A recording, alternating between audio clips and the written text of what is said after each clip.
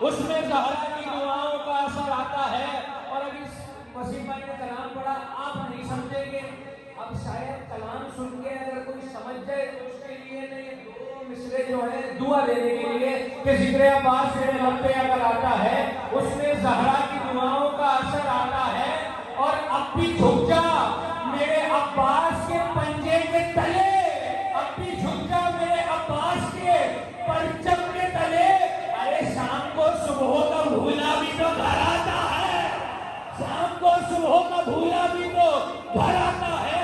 और जब कभी रोज़ाए अब्बास से गुजरे बादल, फिर गरजता नहीं चुपचाप गुजर जाता, फिर गरजता नहीं और फिर गरजता नहीं चुपचाप गुजर जाता है।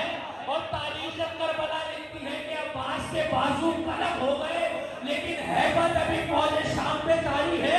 मैं कह रहा हूँ कट गए हाथ मगर शेर का गुस्सा न गया। अरे जख्म खाकर भी वो कर रहा नजर आता है, और जख्म खाकर भी वो कर रहा नजर आता है। और हासिले कलाम दो मिसरे आखिरी आपकी बेदार समातों में मैं कह रहा हूँ जिक्र अब्बास मेरे लब पे अगर आता है उसमें ज़हरा की दुआओं का खाली पर मुंह असर आता है।